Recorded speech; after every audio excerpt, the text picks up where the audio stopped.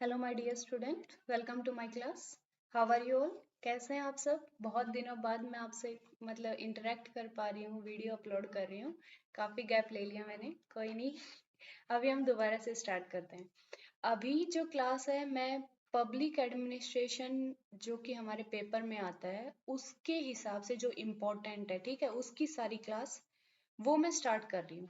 Paper जब मैंने देखा था तो पेपर देख के एक बात समझ आ गई, रिव्यूज पढ़ के सुन के या वहां पे मैंने जाके देखा तो एक बात समझ आ गई कि कोई भी अब जो यूजीसी का पैटर्न है वो चेंज हो चुका है। अब कोई भी फैक्ट्स रट के जा रहा है तो वहां पे एग्जाम में काम चलने वाला नहीं है। जिसको समझ है वहां पे पेपर के अंदर एनालिटिकल कैपेबिलिटी, फैक्चुअल इंफॉर्मेशन के साथ में जो एनालिटिकल कैपेबिलिटी है वो हमारी टेस्ट की गई है। ठीक है, अब की बार का पेपर ऑफ कोर्स लेवल बहुत हाई था और उस लेवल का था कि हाँ हम असिस्टेंट प्रोफेसरशिप या जीआरएफ के लिए पेपर करवा रहे हैं, इस लेवल पे पेपर होना चाहिए। ठीक है, और टेंशन लेने की जरूरत नहीं है। पेपर हार्ड था तो ऑब्वियस बात है कि एवरेज बच्चे फैक्चुअल पढ़ के जा रहे थे। ठीक है, एवरेज यही थी तो हमारी जो कट ऑफ है वो थोड़ी डाउन आएगी। ऐसा कोई वो हार्ड एंड फास्ट नहीं है कि हाँ बहुत हार्ड था होगा ही नहीं, क्या डाल दिया। ठीक है, बट आगे के लिए हमें अभी कॉन्सेप्ट को समझने की जरूरत है। ठीक है, उसी एक अप्रोच के साथ कि मैं आपको समझा पाऊं मैं क्लासेस कर रही हूँ। ठीक है, अभी हमारा आज का टॉपिक है public administration, meaning, scope, nature and importance. कि पब्लिक एडमिनिस्ट्रेशन जो है जो कि हमारे सब्जेक्ट में है उसका मीनिंग क्या है, स्कोप क्या है, नेचर क्या है, बहुत ही बेसिक क्लास। ठीक है, अभी हम क्लास को स्टार्ट करते हैं। सबसे पहले पब्लिक एडमिनिस्ट्रेशन पढ़ने से पहले एक वर्ड आता है एडमिनिस्ट्रेशन, उसी से ही पब्लिक एडमिनिस्ट्रेशन आया होगा ना। तो एडमिनिस्ट्रेशन एक वाइड टर्म है, ठीक है, जिसके अंदर प्राइवेट एडमिनिस्ट्रेशन, पब्लिक एडमिनिस्ट्रेशन दोनों टाइप के हो सकते हैं। ठीक है, तो एडमिनिस्ट्रेशन जो वर्ड है वो एडमिनिस्टर से बना है, इंग्लिश वर्ड एडमिनिस्टर, और एडमिनिस्टर किससे बना है, जो लैटिन वर्ड है एडमिनिस्ट्रेट। ठीक है, जिसका मतलब होता है to serve, to take care of, to look after. ठीक है, कि किसी को सर्व करना, किसी की केयर करना। ठीक है, केयर और किसी to look after the peoples की उनको अच्छे से एक सिस्टम प्रोवाइड करना। ठीक है, तो एडमिनिस्टर वर्ड लेटिन वर्ड से आया है, एड एंड मिनिस्ट्रेट। अब एडमिनिस्ट्रेशन क्या है, उसके अंदर मैनेजमेंट भी होगा, ऑर्गेनाइजेशन भी होगी, एक वाइड प्रोसेस है। ठीक है, आप मैनेजमेंट को और ऑर्गेनाइजेशन देखो, काफी बार मैनेजमेंट, मेरी राइटिंग ही गंदी हो गई, मैंने नहीं लिखा था। मैनेजमेंट एंड ऑर्गेनाइजेशन, ये दो वर्ड हैं, ये याद रखना, हम इन्हें सिनोनिमसली यूज नहीं कर सकते एडमिनिस्ट्रेशन के। ठीक है, एडमिनिस्ट्रेशन के पार्ट है मैनेजमेंट एंड ऑर्गेनाइजेशन। ठीक है, ऑर्गेनाइजेशन एक स्ट्रक्चरल पार्ट है, मैनेजमेंट एक जहाँ पे मैनेज हो रहा है, सच में अफेयर्स को कंडक्ट किया जा रहा है। ठीक है, वो पार्ट है, मैनेज करने का पार्ट है। तो एडमिनिस्ट्रेशन का वो एक पार्ट है। ठीक है, ये याद रखना, हम इन्हें सिनोनिमसली यूज नहीं कर सकते। अब एडमिनिस्ट्रेशन के काफी डेफिनेशन अलग अलग राइटर्स ने दी है। हम ये कह सकते हैं कि एडमिनिस्ट्रेशन एक प्रोसेस है मैनेजमेंट का, which is practised by all kind of organisation, जो कि सब ऑर्गेनाइजेशन में होता है, जो कि छोटी से छोटी हो या बड़ी से बड़ी हो। ठीक है, तो जैसे कि हाउस होल्ड लेवल पे हो या फिर क्लब लेवल पे, कंपनी लेवल पे या गवर्नमेंटल लेवल पे। ठीक है, तो ये सब कही है एडमिनिस्ट्रेशन, जो कि हर ऑर्गेनाइजेशन में मिलेगा। अब अलग अलग राइटर्स के अलग अलग व्यू है कि एडमिनिस्ट्रेशन क्या होता है। ठीक है, अलग अलग डेफिनेशंस है, तो एक दो डेफिनेशन हम समझ के लिए देख लेते हैं।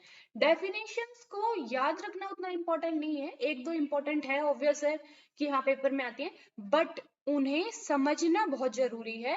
और उसके लिए, ताकि एक कॉन्सेप्ट की हमें अंडरस्टैंडिंग हो जाए, और उसके लिए हमें एक दो नहीं बल्कि बहुत सारी डेफिनेशन पढ़नी चाहिए। ठीक है, आपके पास कोई भी बुक होगी उससे बल्कि सारी डेफिनेशन पढ़ो ताकि एक समझ बन जाए, क्योंकि जो डेफिनेशन दी है उन्हीं के अंदर से कैरेक्टरिस्टिक, उसका नेचर, स्कोप सभी कुछ निकल के आ जाता है। ठीक है, तो सबसे पहले मैंने जेएम पिफनर की एक डेफिनेशन लिखी है, मुझे लगा कॉमन है कि पूछी भी जाती है, इसीलिए administration is the organisation and direction of human and material resources to achieve a desired end, कि ह्यूमन और जो मटेरियल रिसोर्सेज हैं उनको ऑर्गेनाइज करना और उन्हें डायरेक्ट करना, ताकि एक अचीव जो डिजायर्ड एंड है वो हम अचीव कर पाए। ठीक है, तो एडमिनिस्ट्रेशन वो है, जेएम पिफनर बोलते हैं। उसके बाद है एलडी वाइट, क्या बोलते हैं, the art of administration is direction, coordination, control of many persons to achieve some purpose और ऑब्जेक्टिव। ठीक है, अब आप ये मत कहना कि जैसे कोई चोर है, चोरी कर रहा है, ठीक है, दो चोर मिलके लगा लो कि ताला तोड़ना चाहते हैं, तो क्या वो एडमिनिस्ट्रेशन है? उनका भी एक गोल है ताला तोड़ना, ठीक है, ऐसा नहीं है, वो कोई एडमिनिस्ट्रेटिव वर्क नहीं है। ठीक है, क्यों नहीं है? एडमिनिस्ट्रेशन ओनली हम उन कलेक्टिव एक्टिविटी को बोल सकते हैं जिसके अंदर रैशनल ऑर्गेनाइजेशन एंड मैनेजमेंट हो मैन और मटेरियल का टुवर्ड्स अ डेफिनेट गोल। ठीक है, ये कोई एडमिनिस्ट्रेशन नहीं है। उसके बाद है एडमिनिस्ट्रेशन इन्वॉल्व, एडमिनिस्ट्रेशन के अंदर क्या क्या होता है ये हमें बताना है। उसके अंदर रैशनल ऑर्गेनाइजेशन होता है, मैनेजमेंट होता है, रैशनल मैनेजमेंट और रैशनल ऑर्गेनाइजेशन होता है। उसके बाद है कोऑर्डिनेशन होता है, कोऑपरेशन करना पड़ता है डिजायर्ड एंड को अचीव करने के लिए, should have some common goals to achieve, कुछ कॉमन गोल्स होने चाहिए जिसके लिए सभी कोऑर्डिनेट और कोऑपरेट कर रहे हैं। ठीक है, उसके बाद नेक्स्ट है involve man and material resources and a structure, कि एक ऑर्गेनाइजेशन होनी चाहिए, एक स्ट्रक्चर होना चाहिए जिसके अंदर मैन एंड मटेरियल रिसोर्सेज हैं, उन्हें ऑर्गेनाइज कोऑपरेशन करना है, उनको मैनेज करना है। ठीक है, ये एडमिनिस्ट्रेशन है। उसके बाद है the term administration can have 4 different meaning, administration को हम 4 डिफरेंट मीनिंग्स के अंदर समझ सकते हैं। ठीक है, कई बार हम ये कहते हैं एज अ डिसिप्लिन, कि एडमिनिस्ट्रेशन क्या है, एक डिसिप्लिन की तरह है, डिसिप्लिन जो हम स्टडी करते हैं एज अ सब्जेक्ट। ठीक है, उसके बाद है एज अ वोकेशन, की एक प्रोफेशन की तरह भी हो सकता है कि एडमिनिस्ट्रेशन के अंदर है, ठीक है, एडमिनिस्ट्रेटर है, तो वोकेशन के रूप में भी यूज करते हैं। एज अ प्रोसेस भी कर सकते हैं कि सम ऑफ ऑल एक्टिविटी, जिसमें हम ऑर्गेनाइजेशन मैनेजमेंट सब कुछ आ रहा है। ठीक है, तो हम प्रोसेस के रूप में भी कह सकते हैं कि वो एडमिनिस्ट्रेशन है। और उसके बाद है synonymous to the word executive और गवर्नमेंट, कि जैसे कई बार हम ये बोल देते हैं नेहरू एडमिनिस्ट्रेशन, है ना, बुश एडमिनिस्ट्रेशन, इस टाइप से वर्ड्स की जो एग्जीक्यूटिव है उसके उसकी जो गवर्नमेंट, जो एग्जीक्यूटिव गवर्नमेंट रन कर रहा है, मतलब जो हेड ऑफ स्टेट है, उसके नाम से हम एडमिनिस्ट्रेशन का भी नाम डाल देते हैं। ठीक है, उसके बाद है, अभी आप ये समझ पाए ना कि एडमिनिस्ट्रेशन क्या होता है। ठीक है, उसके बाद हम पब्लिक एडमिनिस्ट्रेशन पे चलेंगे। अब आगे मूव करते हैं। अब एडमिनिस्ट्रेशन कितने टाइप के हैं? 2 टाइप के हैं, public administration and private administration. Public administration जो कि सेंट्रल स्टेट लेवल पे या प्रोविंशियल लोकल लेवल पे जो गवर्नमेंट ऑपरेट करती है वो है public administration. And private administration क्या है? हाउस होल्ड लेवल पे, क्लब लेवल पे, cooperative societies, political party, church, temple, company, ये सब लेवल। ठीक है, जो भी गवर्नमेंटल स्फेयर से बाहर है वो प्राइवेट एडमिनिस्ट्रेशन है। अब सिमिलरिटीज क्या है? देखो, पब्लिक और प्राइवेट एडमिनिस्ट्रेशन में कुछ ना कुछ तो सिमिलरिटीज होंगी, हम हमेशा वीडियोस में देखते हैं कि डिफरेंसेस डाले रखते हैं, बट सिमिलरिटीज को देखना भी जरूरी है। ठीक है तो दोनों जगह एडमिनिस्ट्रेशन ही, तो कुछ ना कुछ तो सिमिलरिटीज होंगी ना।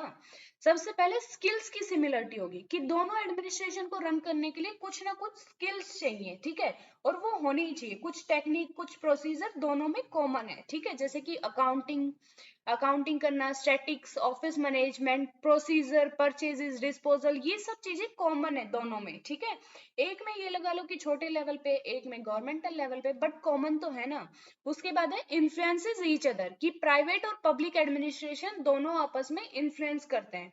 जैसे कि कुछ प्राइवेट एडमिनिस्ट्रेशन की चीजें पब्लिक एडमिनिस्ट्रेशन अडॉप्ट कर लेता है एंड कुछ पब्लिक एडमिनिस्ट्रेशन की प्राइवेट ले लेता है। ठीक है, अब एग्जाम्पल में हम क्या कह सकते हैं कि बिजनेस प्रैक्टिसेस स्टैंडर्ड्स क्या होने चाहिए, वो चीजें पब्लिक एडमिनिस्ट्रेशन से प्राइवेट में आई, सॉरी, प्राइवेट से पब्लिक एडमिनिस्ट्रेशन में आई है, ठीक है। ऐसे ही जो बिग हाउसेज हैं उन्होंने क्या क्या चीजें ले ली हैं, जैसे स्टाफ वेलफेयर की बातें करते हैं, बिग हाउसेज जो ऑर्गेनाइजेशन है, ठीक है, वहां पे स्टाफ वेलफेयर की भी बातें होती है, रिटायरमेंट बेनिफिट्स की भी बातें होती हैं, ठीक है, बिग लेवल पे जो ऑर्गेनाइजेशन है उनके अंदर। तो ये सब प्रैक्टिसेस कहाँ से ली गई है, पब्लिक एड से ली गई है, ठीक है। पब्लिक एडमिनिस्ट्रेशन को मैं पब एड भी बोल सकती हूँ, पब्लिक एड भी बोल सकती हूँ, ठीक है, क्योंकि इतना बड़ा वर्ड बार बार बोलने से जीभ भी वो हो जाती है, बीच में अटक जाती है, कुछ और निकल जाता है, ठीक है।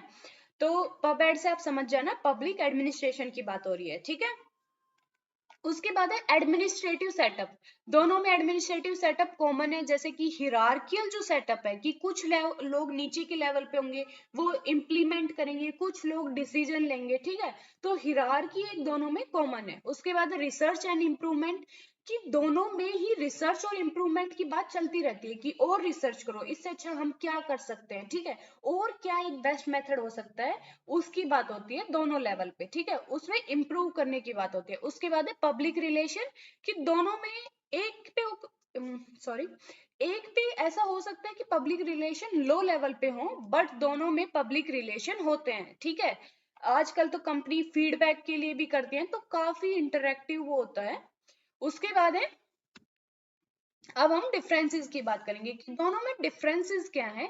ऐसा देखो, मैं जो पॉइंट्स बता रही हूँ ऐसा नहीं है कि आप ऐड नहीं कर सकते, इसमें आप और भी ऐड कर सकते हैं, एंड सो ऑन आप ऐड कर सकते हैं, क्योंकि ये बहुत बेसिक है, इसमें अपने अकॉर्डिंग हम ऐड कर सकते हैं। यहाँ पे हम थियोरी नहीं पढ़ रहे किसी थिंकर की कि हाँ उसने ये बोला है पर हम अपनी तरफ से ऐड कर रहे हैं, ऐसा नहीं है।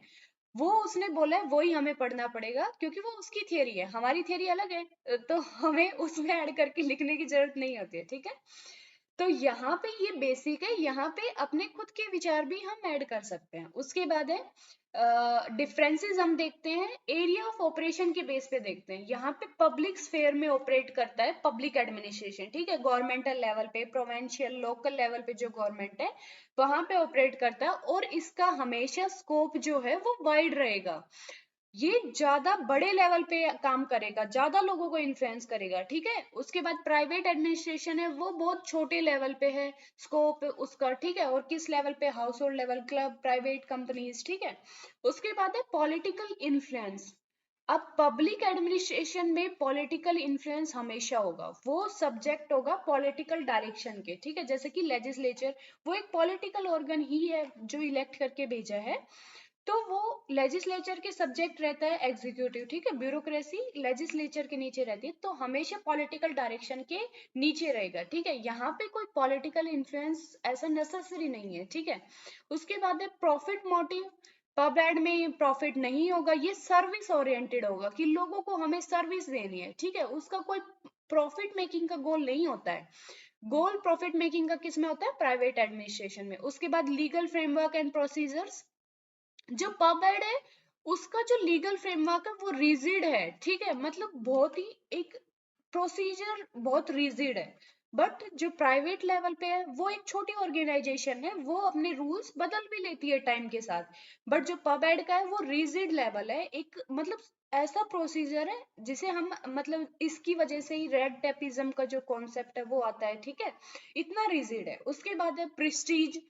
यहाँ पे जो हमारे थर्ड वर्ल्ड कंट्रीज के अकॉर्डिंग है ये पॉइंट है कि जो पब्लिक एडमिनिस्ट्रेशन में जो लोग काम कर रहे हैं वहां पे हाई प्रेस्टीज एंजॉय करते हैं वो, ठीक है, उनका सोशल स्टेटस हाई माना जाता है, ठीक है, जैसे थर्ड वर्ल्ड, हमारी कंट्री में तो बहुत होता है। ब्यूरोक्रेसी को कितना हमने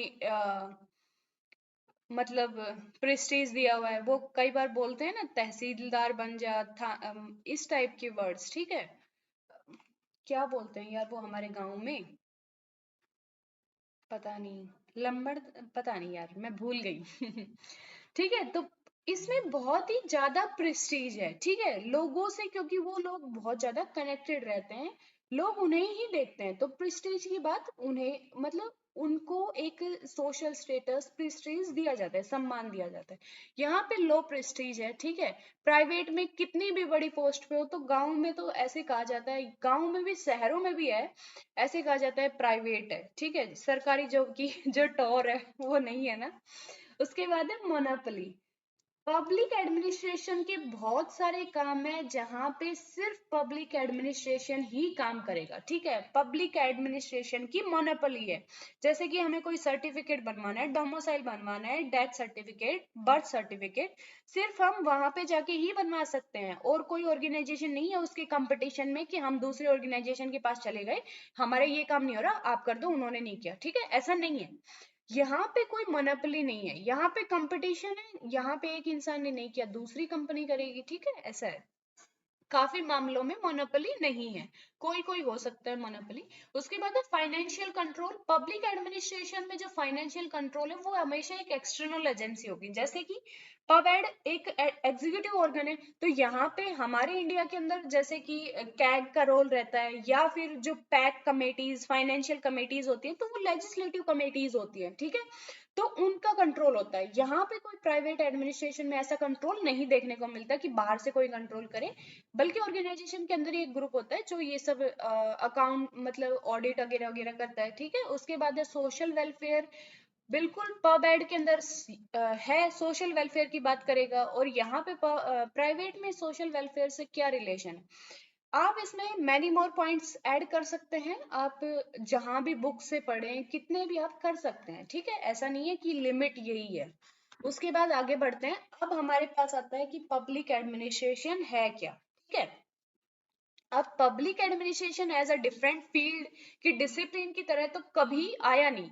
उसके बाद ओनली जब 19th सेंचुरी आई, जब वुड्रो विल्सन ने अपना ऐसे लिखा था 1887 के अंदर, the study of public administration, only तब ही पब्लिक एडमिनिस्ट्रेशन की बात की गई। उससे पहले एज इंडिपेंडेंट डिसिप्लिन के रूप में बात नहीं की गई, क्योंकि जरूरत भी नहीं थी। उस टाइम पे जो पबेड का काम था, ब्यूरोक्रेसी वगैरह वगैरह का काम था, ये सब पॉलिटिक्स के अंदर काउंट होता था, एथिक्स के अंदर, उस सब चीजों के अंदर आ जाता था, ठीक है। बट 1887 के अंदर पब्लिक एडमिनिस्ट्रेशन को एक इंडिपेंडेंट डिसिप्लिन की तरह पहली बार बात की गई, ठीक है।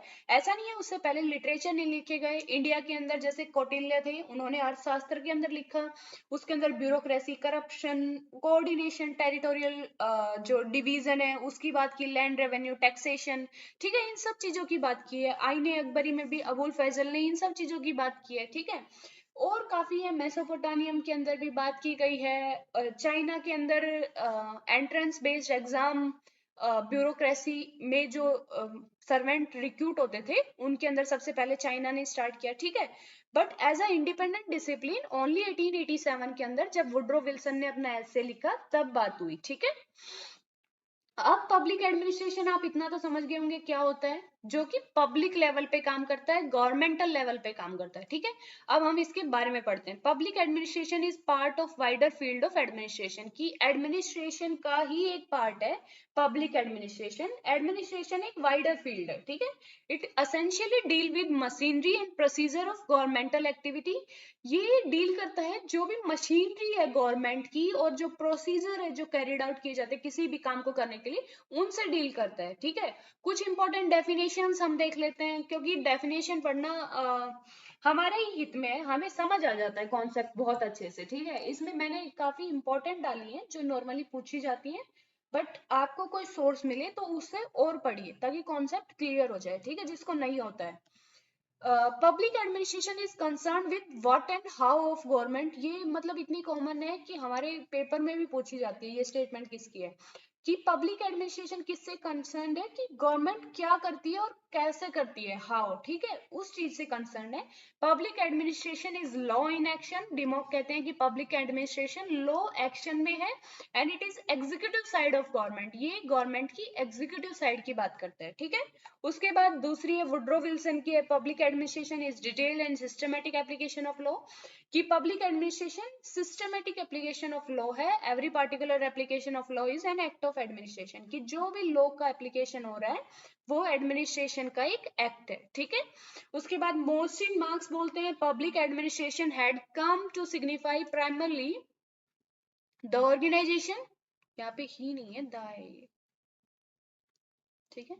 Organization, personnel, practices and procedure essential to effective performance of the civilian functions entrusted to the executive branch of government। की जो भी ऑर्गेनाइजेशन, पर्सोनल्स का, प्रैक्टिसेस, प्रोसीजर उनसे डील करता है, और जो सिविलियन फंक्शन है जो कि एग्जीक्यूटिव की ब्रांच को दिए गए हैं वो सब कैरिड आउट करता है। ठीक है, अब देखो यहाँ पे आप काफी देखोगे कि ओनली कई ऐसे राइटर हैं जो सिर्फ एग्जीक्यूटिव की बात कर रहे हैं कि पब्लिक एडमिनिस्ट्रेशन ओनली जो एग्जीक्यूटिव ऑर्गन जो काम करता है वो है। ठीक है, और काफी ऐसे हैं जो कि कोई भी लॉ अप्लीकेबल हो रही है, चाहे वो एग्जीक्यूटिव, लेजिस्लेचर कोई भी कर रहा है, तो उस सब की बात कर रहे हैं। तो एक ने वाइडर व्यू लिया, एक ने नैरो व्यू लिया। ठीक है, उसके बेस पे ही स्कोप बनता है फिर आगे। ठीक है, ये मैंने आपको आगे काम आएगा इसलिए बता रही हूँ।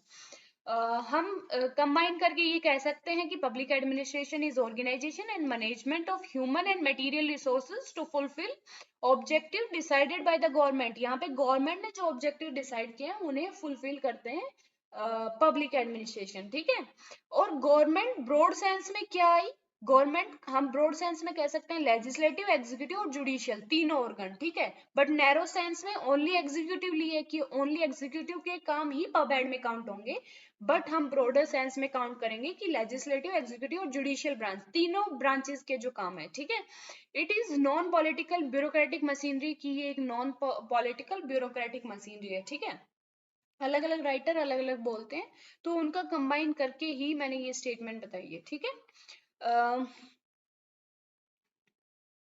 ओके, आई होप आपको समझ आ गई होगी यहाँ तक। कुछ समझ नहीं आता है ना तो अगली क्लास में बता देना, और ज्यादा बाद आप देखोगे तो मैं नहीं बता पाऊंगी। ठीक है, characteristic of public administration, characteristic क्या है पब्लिक एडमिनिस्ट्रेशन के, अब डेफिनेशन से ही करेक्टरिस्टिक निकल के आते हैं, उसके फीचर, उसके नेचर, उसके स्कोप, सब कुछ वहीं से निकल के आता है। ठीक है, डेफिनेशन और होती क्या है कि हाँ मतलब अच्छे से डिफाइन कर पाए कि वो सच में क्या चीज है। ठीक है, तो वो उसी से सब चीजें निकल के आती हैं। Public administration operate through a tool as known as bureaucracy, कि पब्लिक एडमिनिस्ट्रेशन है वो एक टूल ब्यूरोक्रेसी के थ्रू एक्ट करता है। ठीक है, which is non political institution, जो कि ब्यूरोक्रेसी है वो नॉन पॉलिटिकल है। ब्यूरोक्रेसी जब हम पढ़ेंगे तो और पढ़ लेंगे। ठीक है, जो बेसिक चैप्टर होते हैं उनकी खासियत यही है कि हम मतलब हमें नॉलेज होती है वो हम सब कुछ लिख पाते हैं उसमें। ठीक है, क्योंकि वो बेसिक है, सबसे पहले डेफिनेशन ही है। It means to an end not an end in itself, कि पब एड एक मीन्स है एंड अचीव करने के लिए, बट एक एंड नहीं है अपने आप में। ठीक है, एक फाइनल गोल नहीं है, बल्कि गोल को अचीव करने के लिए एक मीन्स है। ठीक है, एक मशीनरी है। It is normally refers to the executive branch of government, but due to overlapping and interdependence of various organ, it become a complex system जहाँ पे हमें मतलब सभी जो भी ऑर्गन है उनके कामों को देखना पड़ता है। ठीक है, जहाँ पे वो कॉम्प्लेक्स सिस्टम बन जाता है। नॉर्मली तो एग्जीक्यूटिव ब्रांच के लिए कहा जाता है कि वो पब्लिक एडमिनिस्ट्रेशन से डील करती है, बट एक कॉम्प्लेक्स सिस्टम इवॉल्व हो जाता है ओवरलैपिंग और इंटरडिपेंडेंस की वजह से, तो उसके लिए फिर हमें सभी चीजों को स्टडी करना पड़ता है। ठीक है, फिर हमें ब्रॉड व्यू लेना पड़ता है। Traditionally policy execution is its main role, कि ट्रेडिशनली तो ऐसा था कि पॉलिसी जो भी लेजिस्लेचर ने बना दी वो उसका मेन रोल होता था, बट आज के टाइम में हम देखेंगे कि पॉलिसी मेकिंग के अंदर भी इसका रोल है। यहाँ पे हमें डेलीगेटेड जो लेजिस्लेशन होता है उसका कॉन्सेप्ट हम याद करेंगे, या फिर डाटा प्रोवाइड करना कि हाँ इस टाइप की पॉलिसी चाहिए लोगों को। ठीक है, वो सब काम ब्यूरोक्रेसी कर रही है आजकल। उसके बाद है it is interdisciplinary in theory, कि इंटरडिसिप्लिनरी है थियरी के अंदर। इंटरडिसिप्लिनरी समझते हो आप, कि एक डिसिप्लिन और दूसरे डिसिप्लिन मतलब इतने इंटरकनेक्टेड है, वहां से भी कुछ चीजें ली गई है, यहाँ से भी। जैसे कि पॉलिटिकल साइंस से काफी चीजें लेगा पबेट, सीधी सी बात है। उसके बाद एथिक्स से भी ली है, सोशल जो सोशियोलॉजी है वहां से भी ली है। ठीक है, तो ये इंटरडिसिप्लिनरी कॉन्सेप्ट है। उसके बाद है practical in application, knowledge of all branches of social sciences utilized to the possible extent to solve the practical problems confronted by the society, कि जो भी प्रैक्टिकल प्रॉब्लम आती है उसके लिए सभी फील्ड्स की जितनी भी नॉलेज हमारे पास सब हम यूज कर सकते हैं। ठीक है, ताकि प्रॉब्लम को अच्छे से हम सॉल्व कर पाए। उसके बाद है it is a dynamic process, obvious बात है डायनामिक है कि टाइम के साथ चेंज हो जाता है। जैसे कि आप देखोगे कि मोनार्कियल जो सिस्टम था उस टाइम पे क्या ओनली पब्लिक एडमिनिस्ट्रेशन का काम था कि जो भी लॉ एंड ऑर्डर वहां से आदेश आया है उसे मेंटेन करके रखना है। ठीक है, जैसे धर्म की कोई भी चीजें चल रही है उन्हें मेंटेन करके रखना है, बट आज के टाइम में क्या हो गया है कि यहाँ पे एग्जीक्यूटिव उन चीजों में सुधार करने का भी काम कर रही है। ठीक है, टाइम के साथ चीजें चेंज हो गई है, ग्लोबलाइजेशन के बाद एडमिनिस्ट्रेशन कितना चेंज हो गया है। ठीक है, तो ये डायनामिक प्रोसेस है, it is both art and science. ये बहुत सॉरी मतलब जो पब्लिक एडमिनिस्ट्रेशन है वो एक आर्ट भी है साइंस भी है। आर्ट होना क्या होता है कि मतलब उसके अंदर हमारी क्रिएटिव स्किल्स काम आएंगी, ठीक है। तो ऑब्वियस बात है पब एड के अंदर काम आती है, क्रिएटिव स्किल्स क्या काम नहीं आती। साइंस होना कि उसके अंदर एक सिस्टमैटिक है, एक सिस्टम है, ठीक है, एक मतलब साइकिल भी है कि रिपीट होता रहता है, ठीक है। मतलब हर हर जगह लागू भी होता है, ठीक है, साइंटिफिकली प्रूव भी कर सकते हैं, हम एक्सपेरिमेंट कर सकते हैं। तो वो एक साइंस भी है और एक वो आर्ट भी है। उसके बाद है its function in specific it functions in specific political setting, कि पॉलिटिकल सेटिंग के अंदर ये फंक्शन करता है, ठीक है, समझ लेना। उसके बाद है स्कोप क्या है पब्लिक एडमिनिस्ट्रेशन का। स्कोप मैंने बताया ना कि डेफिनेशंस काफी राइटर ने मतलब एक नैरो सेंस में लिए, काफी ने ब्रॉड में, तो उसी की बेस पे स्कोप बनता है। यहाँ पे मैंने जितने भी आप बुक्स में अलग अलग टाइप के पढ़ोगे तो वो सभी डाल दिए मैंने, ठीक है। काफी बार ये नेचर में पॉइंट्स दे देते हैं, काफी बार स्कोप में दे देते हैं, but it's up to writer कि वो किस में डालता है, ठीक है। कोई वो नहीं है कि हाँ ये स्कोप ही है ये नेचर ही है, आपकी मर्जी है, आप लिख के आ सकते हो, दोनों ही सही होंगे, ठीक है। There are major view regarding the scope क्या है, मतलब मैंने जितने भी व्यू हैं डाल दिए हैं यहाँ पे मेरे अकॉर्डिंग, जो इंपॉर्टेंट पेपर के पर्सपेक्टिव्स हैं। इंट्रीगल एंड मैनेजरियल व्यू, ठीक है, ये है उसके बाद है broader and narrow view and post scope and subject matter view, ठीक है, ये व्यू है। तो सबसे पहले हम पढ़ते हैं इंट्रीगल और मैनेजरियल व्यू क्या है। इंट्रीगल व्यू कहता है कि public administration is sum total of all activity undertaken in pursuit and in fulfilment of public policy. Integral view कहता है कि पब्लिक एडमिनिस्ट्रेशन के अंदर अगर कोई भी पॉलिसी या कोई भी एक्टिविटी हुई है तो उसका सम टोटल की सभी लेवल पे, मतलब कि मैनेजरियल लेवल पे भी जो भी हुई है, उसके बाद बीच की लेवल पे भी, टेक्निकल लेवल पे और क्लरिकल लेवल पे भी जो चीजें हुई हैं वो सब पब्लिक एडमिनिस्ट्रेशन में आती हैं, ठीक है।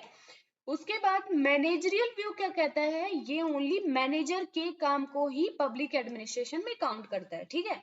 Managerial view postulate that the administration is the organisation and use of man and material in the pursuit of common objective. According to this view, administration is specialized vocation of manager. ये कहते हैं कि manager का ही काम है only administration, ठीक है, clerical वो सब काम नहीं है। अब इंट्रीगल व्यू क्या बोलता है कि इसके अंदर मैनेजर, टेक्निकल और क्लरिकल जो भी हर एक लेवल पे एक्टिविटी हुई है वो सब इंक्लूडेड है। ये क्या बोलते हैं कि ओनली मैनेजमेंट की टेक्निक्स जो है उन्हीं को ही हम इंक्लूड करेंगे। इसके सपोर्टर कौन है, हेनरी फ्योल है, एल डी वाइट है। इसके सपोर्टर कौन है, Herbert Simon, Smithburg, Thomson and Luther Gulick, ठीक है, ये इनके सपोर्टर है।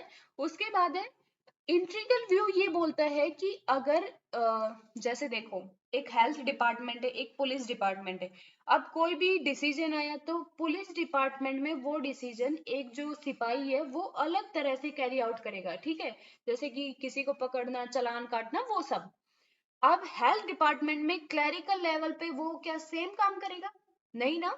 हेल्थ डिपार्टमेंट में क्लरिकल लेवल पे वो क्या काम करेगा, कोई भी ऑफिस वर्क होगा या फिर ऑपरेशन थिएटर के अंदर कोई हेल्प कर रहा होगा या कोई भी काम हो सकता है, ठीक है, रूम के बाहर बैठना या जो भी काम है। क्या दोनों लेवल पे सेम काम होगा? इंट्रीगल व्यू कहता है कि पूरी एक्टिविटीज को हम पब एड में लेंगे, बट मैनेजरियल व्यू कहता है ओनली मैनेजर्स को लेंगे। तो यहाँ पे जो काम होगा वो, इसका मतलब ये होगा कि हेल्थ एडमिनिस्ट्रेशन अलग से होगा, उसके बाद है जो पुलिस एडमिनिस्ट्रेशन है वो अलग से होगा, क्योंकि इनके काम अलग अलग हैं, ठीक है। ओनली मैनेजरियल लेवल पे ये हो सकता है कि मैनेजर सेम कमांड करे, बट नीचे जाके तो काम अलग अलग हो जाएंगे ना, हम पुलिस के काम हेल्थ में नहीं लगा सकते ना। ये कहते हैं कि सब्जेक्ट मैटर अलग अलग है तो उसी के अकॉर्डिंग एडमिनिस्ट्रेशन पे डिपेंड करेगा, ठीक है, इंट्रीगल व्यू ये कहता है। बट मैनेजरल व्यू ऐसा कुछ नहीं कहता, वो कहते हैं कि मैनेजर जो है वो हर एक एडमिनिस्ट्रेशन के अंदर सेम तरह से काम करेगा, ठीक है, समझ आया। उसके बाद नेक्स्ट है ब्रॉडर एंड नैरो व्यू, कि ब्रॉड और नैरो व्यू क्या क्या है। According to the broader view point, public administration include all the activity government whether falling in the sphere of legislative, executive and judicial branch. Broader view कहता है कि judicial branch हो चाहे executive हो चाहे लेजिस्लेटिव ब्रांच हो, हर एक के अंदर ब्यूरोक्रेसी तो होती है ना, हर एक के अंदर मतलब वो डिसीजन मेकिंग के लिए काम करते ही है ना।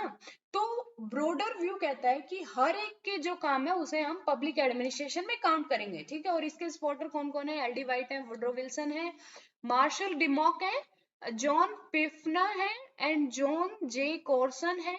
ये सब इस व्यू को सपोर्ट करते हैं। उसके बाद नैरो व्यू कहता है ओनली जो एग्जीक्यूटिव ब्रांच है उसको ही हम स्टडी करेंगे और उसी को ही हम पब्लिक एडमिनिस्ट्रेशन में लेंगे। इसमें है लूथर गुलिक, मर्सन, ठीक है।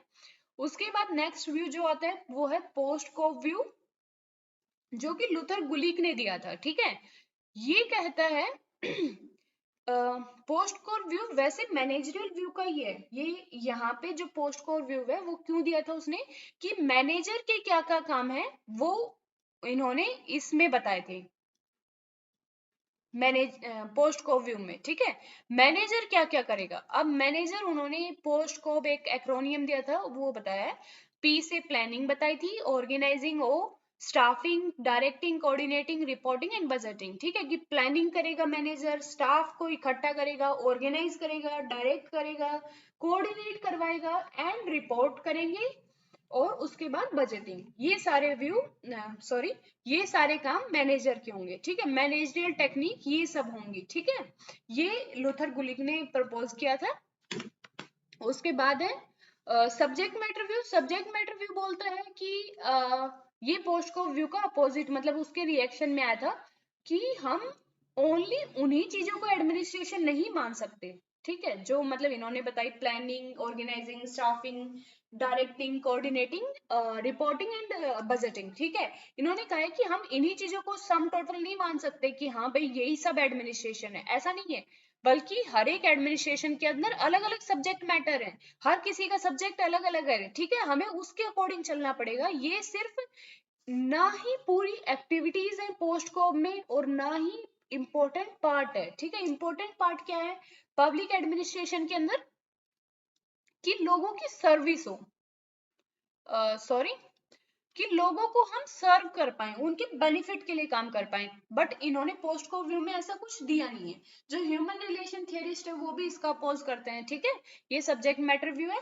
उसके बाद नेचर क्या है पब्लिक एडमिनिस्ट्रेशन का? नेचर हम एज अ डिसिप्लिन भी स्टडी करते हैं और एज अ स्टेट एक्टिविटी भी स्टडी करते हैं। डिसिप्लिन मतलब एक सब्जेक्ट की तरह, ठीक है, इंटेलेक्चुअल जो सब्जेक्ट होते हैं उनकी तरह। जैसे कि हम पॉलिटिकल साइंस करते हैं, डिसिप्लिन और भी करते हैं, सोशियोलॉजी, हिस्ट्री, ऐसे एक डिसिप्लिन की तरह, अलग independent discipline.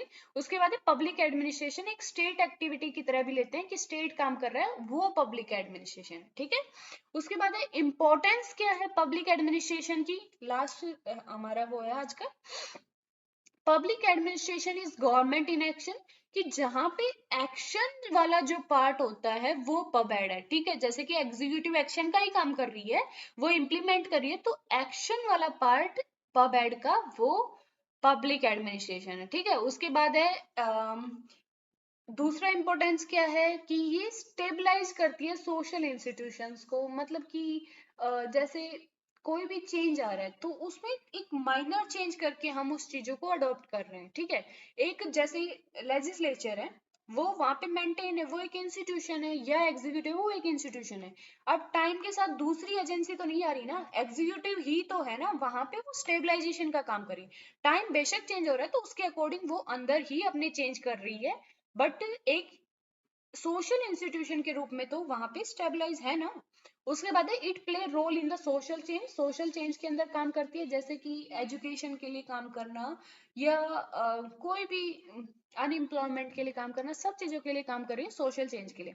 It play role in policy making. Obvious बात है पॉलिसी मेकिंग में आजकल काम हो गया है, जैसे डेलीगेटेड लेजिस्लेशन का हम कॉन्सेप्ट करेंगे, ठीक है। It act as an agency. Delegated legislation क्या होता है ये आपको आइडिया हो जाए, एक बार बता दूं।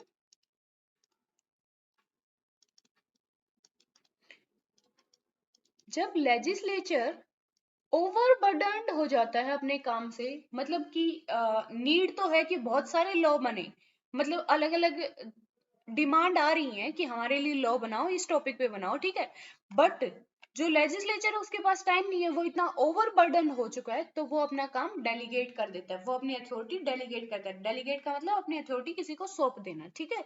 तो वो अपनी अथॉरिटी को वहां पे सौंप रहा है, और वो किसे सौंपता है? ब्यूरोक्रेसी को, और ब्यूरोक्रेसी क्या है? पब्लिक एडमिनिस्ट्रेशन है, ठीक है। तो वहां पे वो डेलीगेटेड लेजिस्लेशन का काम करते हैं, पब्लिक एडमिनिस्ट्रेशन पॉलिसी मेकिंग का काम करती है, ठीक है। It act an agency of development and for providing services, की डेवलपमेंट के लिए जैसे एलपीजी रिफॉर्म्स ये सब एग्जीक्यूटिव लेवल पे हुए थे, फॉर प्रोवाइडिंग सर्विसेज, और सर्विसेज प्रोवाइड करती है, ठीक है। ये इंपॉर्टेंस है। अब क्रिटिसिज्म क्या है? क्रिटिसिज्म में हम पब्लिक एडमिनिस्ट्रेशन के अंदर क्रिटिसिज्म यही है कि बहुत ही रिजिड है, और मतलब एक एंड नहीं है अपने आप में, एक मीन्स है, ठीक है। हमें एंड नहीं लेके चलना है कि पब्लिक एडमिनिस्ट्रेशन एक एंड है, हमें सर्विसेज को एक एम्प्लॉय करने के लिए वो एक सिर्फ मीन्स है, ठीक है। अलग अलग राइटर अलग अलग क्रिटिसिज्म देते हैं, वो आप पढ़ लेना किसी बुक से, अगर आपको नहीं मिलता तो मैं आपको बता देती हूँ।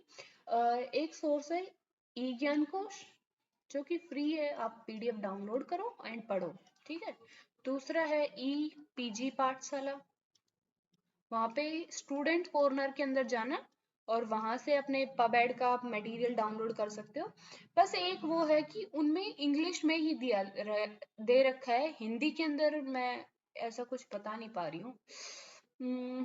बुक आप बता दो। बी एल फाड़िया है बुक में, काफी है बुक तो, कोई नहीं, मैं फिर कभी बताती हूँ, ठीक है। ये मटेरियल है जो कि आपको मिल जाएगा ई ज्ञान कोश पे, आपको शायद हिंदी में भी मिल जाएगा आपका पवेड का, उसमें आपको हिंदी में ये तब मिलेगा जब आप पब्लिक एडमिनिस्ट्रेशन को हिंदी का जो वर्ड है वो डालोगे, ठीक है, वहां पे पीडीएफ डालोगे तब मिल जाएगा, ठीक है। अभी हम इस नोट के साथ क्लास को एंड करते हैं। आई होप आपको क्लास समझ आई होगी। अगर कुछ इशू होता है, कुछ समझ नहीं आता, कमेंट में मेंशन कर दिया करो, I will take it in next class, ठीक है। अभी हम क्लास को रेगुलर करने की कोशिश करेंगे, बिल्कुल। अगर चैनल पे न्यू आए हैं तो सब्सक्राइब कर लेना। इसी नोट के साथ कि आपको क्लास पसंद आई होगी, समझ आई होगी, मैं क्लास को एंड करती हूँ। Thank you.